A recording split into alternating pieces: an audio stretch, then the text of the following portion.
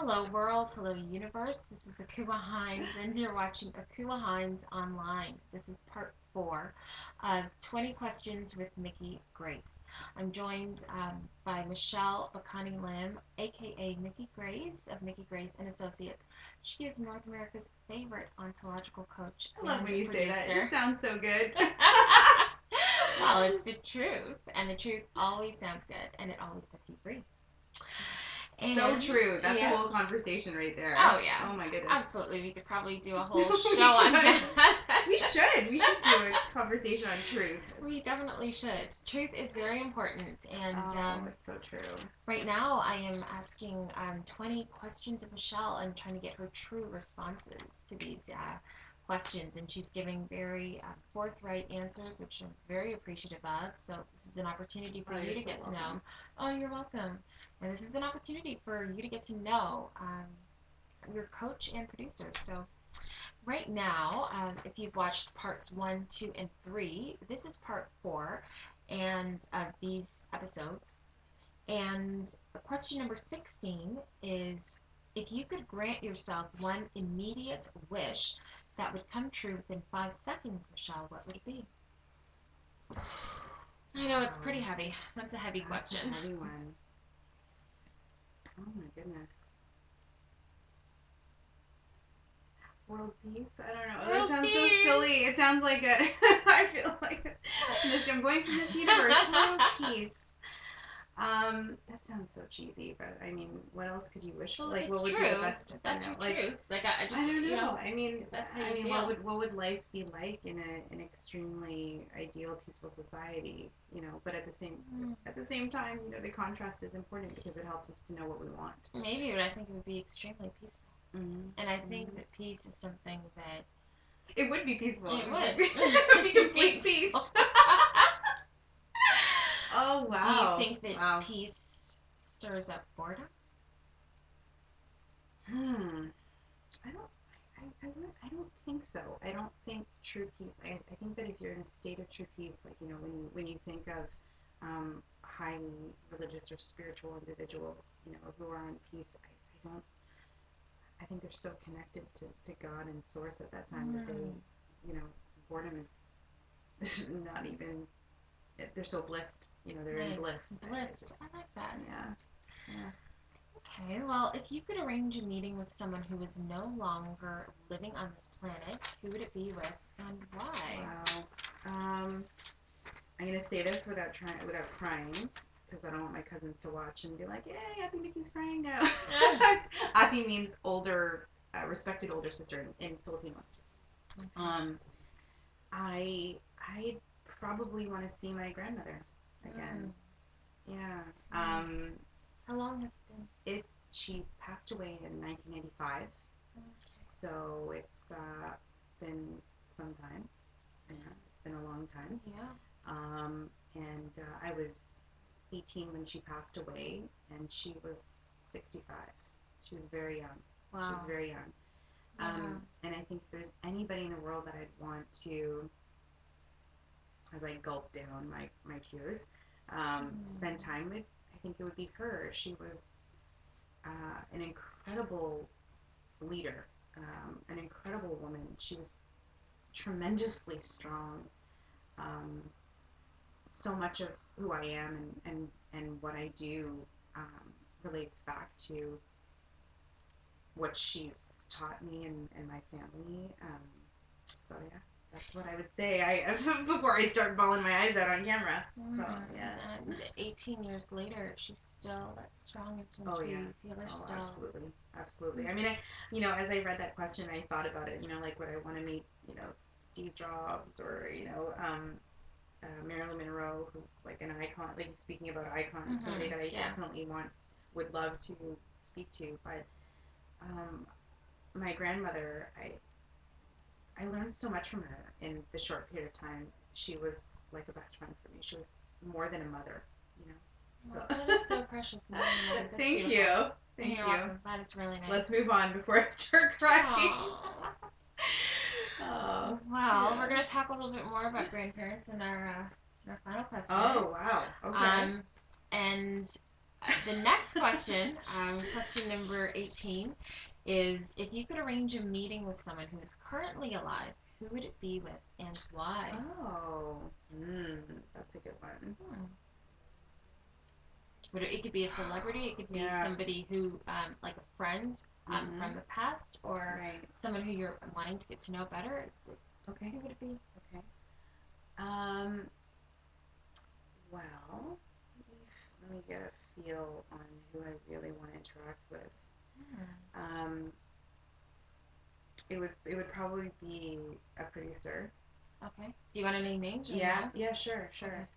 There's a few of them though that I really would love to interact with and learn from. It would be the Weinstein brothers. Okay. Harvey Weinstein, as Yeah. much as everyone says he's the biggest asshole in the world, and just terrible. But I mean, God, look at the movies that they've produced and look at the work that they've done. It's phenomenal. I want to work with him. And I've actually, it's funny, I've like written in my journal visions of him calling me up and wanting to sell me his business and just like, I've written yes. crazy things like that. And but it's just because I just admire these business people so much. And the reason why I'd want to meet him because him and his brother, they started out, selling seats to concerts. That is how they started producing. And just from I've worked in sales for over 20 years now. Since I was 15, I worked in sales, and I just admire the combination of sales and marketing and film that they've been able to do. Jerry Weintraub is another one. He's another producer. He produced Ocean's 11 and all those amazing films too. And he's definitely someone that I'd love to interact with as well. Very nice. Yeah. Well, so call me. Yeah, call her, definitely. One day. And at the end of the segment, we're going to give Michelle's contact info that she wants you to have, her Facebook page, her Twitter page, social media, email, website, all of that. Yes. Yeah, thank you. You're welcome. And if you were playing a game of truth or dare, Michelle, what option would you choose first, truth or dare? Truth. Yeah? Truth, yeah. Even growing up, I remember always choosing truth. Because I'm pretty straight with people. Okay, but have you ever lied in a game of truth or dare where you just didn't want to tell the truth? Oh. Have you ever, I mean, being truthful is a very important part of coaching, I'm sure. Yes. But are there those moments where the truth is just too private? You just don't want to reveal it. Sure. Even when you're being demanded to reveal it, or you're being pressured. Absolutely. Yeah. I definitely think so. But in a game, I would choose truth. And the reason is because I think I'm a little bit more scared to do dares. Like if someone were to dare me to do something where, I mean, I'm afraid of heights. Really? Yeah. I didn't know that about you. I am. It's improved over the years. Wow. It's definitely improved over the years. But, sometimes when I get on those really, really high water slides, for example, or roller coasters, I kind of have this really shaky sensation. I'm also, desperately scared of snakes as well. But I've held a snake. I've held several snakes. Chinese zodiac. Yeah, my Chinese zodiac is snake too. So I'm kind of warming to snakes now, I think, because of that reason. Yeah, I've never been afraid of snakes. Rodents are a different story. Oh. I am disgusted and petrified of those. But I hate those too. How do you feel about flying? I love flying. But you're not afraid of it? Okay. No, I'm not. I love flying too. I love travel in general. So anything that's gonna bring me somewhere else, I love it. Sounds good. Now, lastly, the 20 questions with Miki Grace. Sad we're on the last question. We're done. And it's been such a great truthful period. But what is a lesson that you learned from one of your grandparents that you never learned at school? Ooh, I'm going to have to share a story for this one because it's so powerful. When I was 12 years old, I went to the Philippines with my grandmother and with some other family. We actually went with a huge group of people, aunts and uncles and cousins.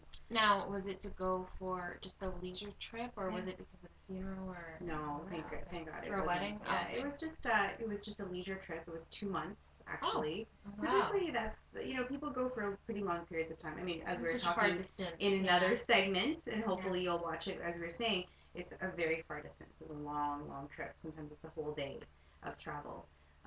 So the lesson that I learned when I went to the Philippines with my grandmother.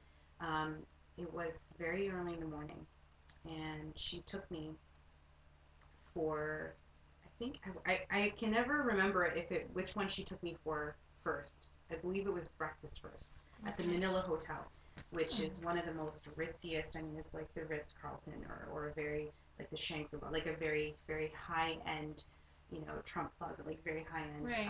like 5, 6 star kind of hotel. And there I was with my grandmother, just the two of us. She kind of took us out, and they have drivers in the Philippines, so Hmm. the driver took just the two of us, and here I am, a 12 Left all year the other old, grandchildren left behind, everyone and else behind. It was just yeah. me and my Lola, and there we were in this super high end, and I'm 12 years old, being served by like four people, and it's like literally, um, I forget what's like silver service. I don't know what it's called, but it's a very high level of service. My sister would know. Um, and receiving breakfast very early in the morning. And after or before, like I said, I for some reason I can't remember which one came first, but we go to the slums of Manila, and the trenches. Literally, there's trenches in the ground, and that's their sewer. And you're Oh my walking gosh. past, urine and feces and Really? rats and mice and you know, Wow. insects galore and um, lizards. And we're walking into these slums, and there's Mm. these thatched roofs, which they basically use metal to have roofs, and Okay. garbage. I mean, children are rummaging through garbage, Oh my and so gosh. we're walking through, and I don't remember tons of it, but I remember ending up in this. It wasn't anything. I mean, it was literally a few pieces of wood put together and this metal roof. And there was this woman there, and my grandmother was speaking to her, and I think my grandmother gave her something, and she said to me that this woman, had worked for my grandmother before and was kind of like a nanny, a caregiver, for their family many many years ago, and my grandmother would send money and help them Wow. because she was also a grandmother herself. This woman, she was much older as well, and we left, and it was, now I remember, it was actually, the hotel was after, and it was such a incredible experience to see this massive shift in from poverty to such luxury. Right. um Do you think she purposefully Tearing up. took you there Oh, 100%. to It was a to see lesson. that? It was a lesson, and it was for me to see that just this extreme dichotomy of what exists in the world today, and just to show me that, I mean, that we can experience this, that we can participate in someone's life and impact someone's life in such a small way, and so that was the biggest lesson I learned from it. That's Yeah, beautiful. thank you. That's really Now I'm beautiful. And crying. yeah. Yeah, Well, that she'll was always be with you, hugely, always, and she's reflected absolutely.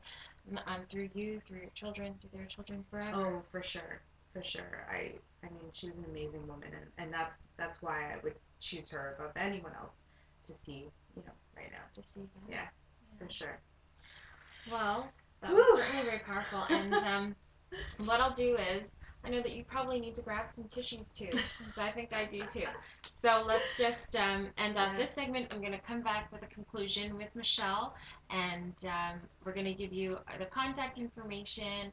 We're going to talk about, some projects we have planned, and thank you so much for watching. And be sure to watch the conclusion, which is going to be filmed a few minutes after this. Grab some tissues, grab some tea, grab a Coke.